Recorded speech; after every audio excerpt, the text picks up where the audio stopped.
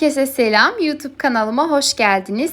Bu videomda sizlere daha önce hiç hamur açmamış olanların bile kolaylıkla hazırlayabileceği çok lezzetli, nefis bir börek tarifi vereceğim. Her zamanki gibi detaylı malzeme listemize açıklama kısmından ulaşabilirsiniz. Tarife geçmeden önce beni nerelerden izlediğinizi yorum kısmına yazarsanız çok sevinirim. Tarifimiz için 5 su bardağı unu uygun bir yoğurma kabının içerisine alıp üzerine yarım yemek kaşığı tuz ve yemek kaşığının ucu ile birazcık kuru maya ekleyelim ve şöyle bir güzel karıştırdıktan sonra unun orta kısmına bir çukur açarak azar azar ılık süt ilavesi yapalım ve bir taraftan kaşıkla karıştırmaya devam edelim. Ta ki hamurumuz karıştırılmayacak kıvama gelinceye kadar.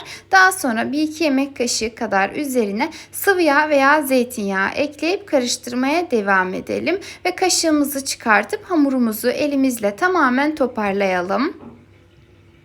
Ortalama 3-5 dakika bu şekilde yoğurduktan sonra tezgaha birazcık un serpiştirelim ve hamurumuzu tezgaha alalım ve tezgah üzerinde de en az 6-7 dakika kadar yoğurmaya devam edelim. Bu arada kullandığım su bardağı ölçüsü 200 mililitredir.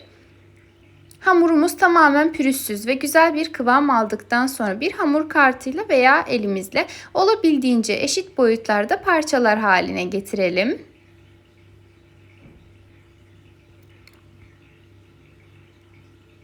Ve hazır olan hamurlarımızdan bezeler yapalım.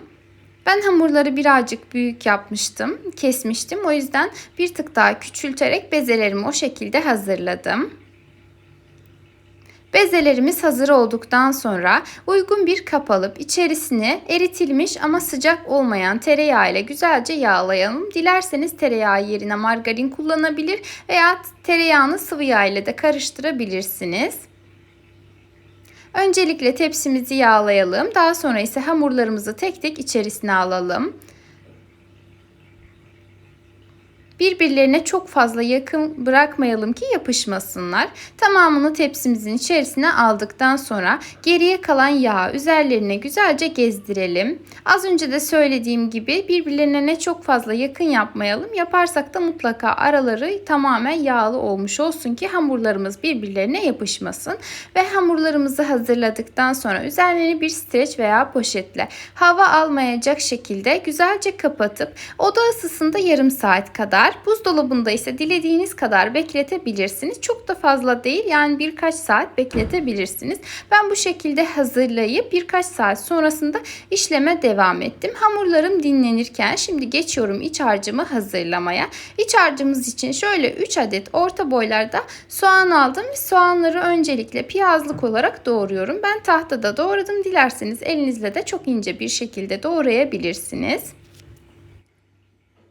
Soğanları doğrayıp hazırladıktan sonra uygun bir tavanın içerisine alıp üzerine 1 çay kaşığı kadar tuz ilave ederek elimizle güzelce ovuşturalım. Bu işlem sayesinde hem çok daha çabuk karamelize olacaktır hem de diriliğini çabuk kaybedecektir. Şimdi tavayı ocağa alalım. Ocağımızı orta ateşte açalım ve üzerine bir dolu yemek kaşığı kadar tereyağı veya 2-3 yemek kaşığı kadar sıvı yağ ekleyip ara ara karıştırarak soğanlarımızın karamelize olmasını bekleyelim. Onlar pişe dursun, biz geçelim diğer taraftan patatesleri hazırlamaya. Haşlamadan sadece rendeleyerek hazırlayalım. 2 adet patatesi ben büyük boy kullandım. Eğer küçük boy kullanacaksanız 3-4 adet patates kullanabilirsiniz. Rendenin iri gözünden geçirelim ve hemen ardından hiç bekletmeden, yani kararmaması için bekletmeden hızlı bir şekilde elimizle suyunu sıkıp çıkartalım.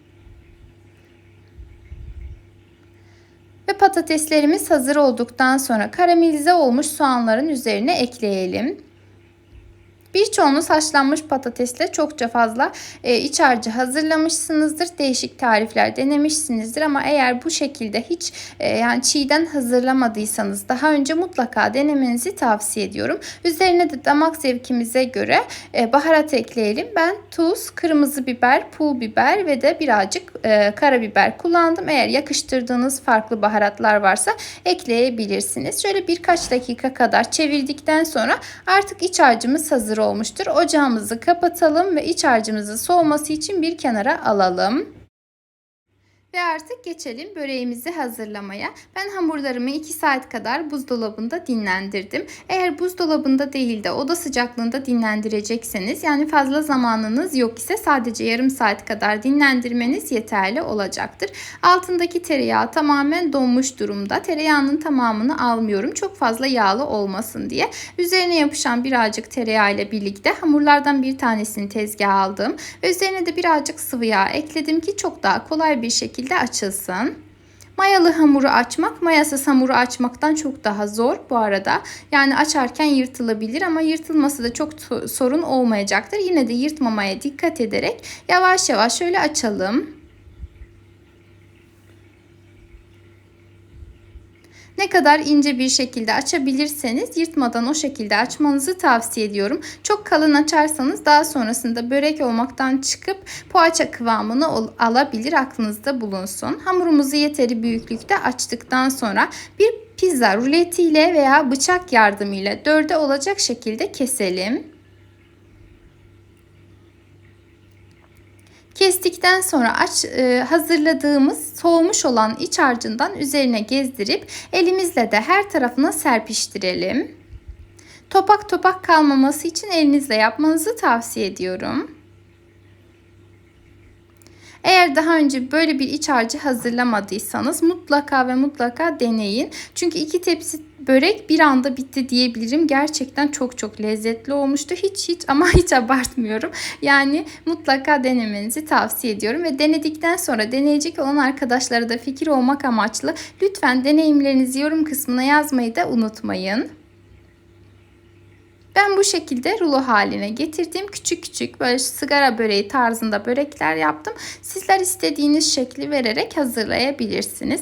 Az önce de söylediğim gibi çok kalın yapmamaya da dikkat edelim. Eğer tarifimi buraya kadar izlediyseniz yoruma herhangi bir sevdiğiniz emojiyi veya içinizden geçenleri yazarsanız, bana destek olursanız çok sevinirim. Hamurlarımızı hazırladıktan sonra fırın tepsimize alalım. Yağlı hamur olduğu için fırın kağıdı kullanmadım. Dilerseniz kullanabilirsiniz ve fırın tepsimi de yağlamaya ihtiyaç duymadım. Bir tanesini hazırladıktan sonra geriye kalan hamurları da açıp aynı şekilde hazırlamaya devam ettim. Video çok fazla uzun olmasın diye o kısımlarını çok fazla göstermeden şöyle hızlı bir şekilde geçmek istedim. Tamamını hazırladıktan sonra üzerine 1 adet yumurta sarısı, 1 yemek kaşığı kadar sıvı yağ ve 1 yemek kaşığı kadar süt karışımını sürdüm. Eğer çıtır olmasını isterseniz sadece yağ sürerek hazırlayabilirsiniz. Ben yumuşak bir börek yapmak istediğim için bu şekilde bir sos hazırladım. Sosu şöyle güzelce karıştırdıktan sonra böreklerimizin üzerine sürelim.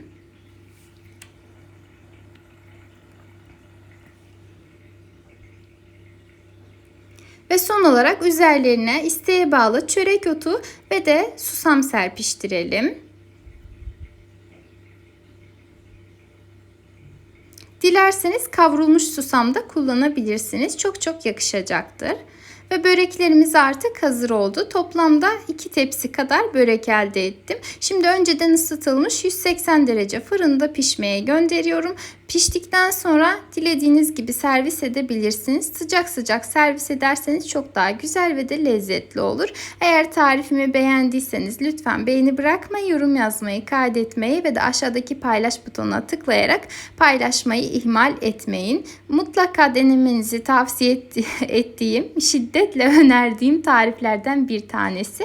Şöyle evet, çok böyle çıtır bir görüntüsü yok. Belki böyle can alıcı bir tarif gibi görünmüyor olabilir ama lezzet açısından mutlaka denemelisiniz deyip ve burada tarifimi noktalıyorum. Bir sonraki videolu tariflerimde görüşmek isterseniz eğer benimle kanalıma ücretsiz bir şekilde abone olarak bildirim zilini tüm olacak şekilde etkinleştirmeniz yeterli. Ve daha fazla tarif izlemek isterseniz eğer mutlaka ve mutlaka kanalımı ziyaret etmeyi unutmayın. Kendinize çok iyi bakın. Allah'a emanet olun.